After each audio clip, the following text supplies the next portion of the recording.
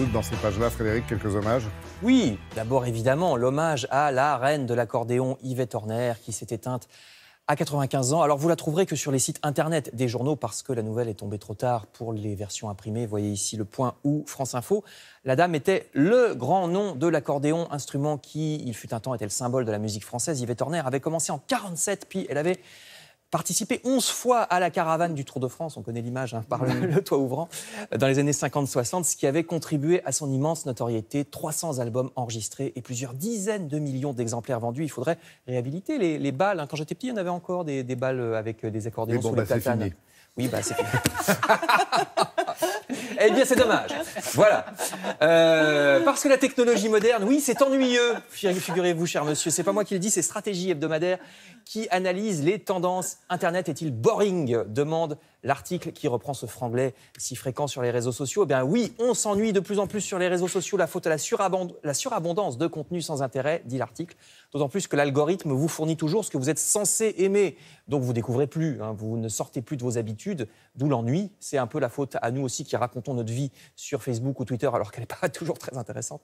Moins du quart des internautes, oui, moins du quart des internautes lisent vraiment les articles et Internet devient de plus en plus un outil qui sert simplement à regarder une série ou à commander des chaussures, mais plus vraiment à être un média en soi.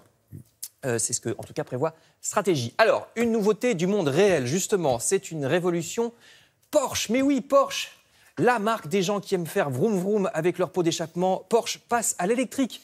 Les premiers modèles apparaîtront à la fin de l'année prochaine, croit savoir Le Figaro. Et déjà, on peut acheter une Jaguar électrique. Ça aussi, c'est nouveau. Décidément, les grandes manœuvres commencent à tous les niveaux dans l'électrique, puisque, selon Le Parisien, la maire de Paris voudrait, de son côté, se séparer des Autolib de Bolloré, parce que ça coûterait trop cher pour le service rendu, croit savoir le journal.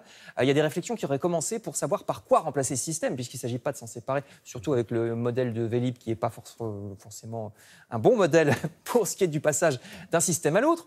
Donc, on verra ce que ça donne pour les voitures en libre service. Et je termine avec les oreilles et les pieds. D'abord, côté oreilles, la SACEM, la société des... Oui, pas en même temps, d'abord les oreilles.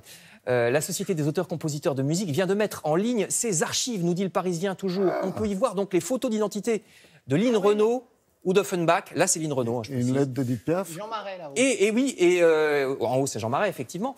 Et puis aussi les lettres de leurs examens d'entrée, parce que jusqu'à une date récente, il y avait un examen d'entrée. Il fallait montrer qu'on savait composer une chanson, par exemple, en guise d'examen d'entrée à la SACEM.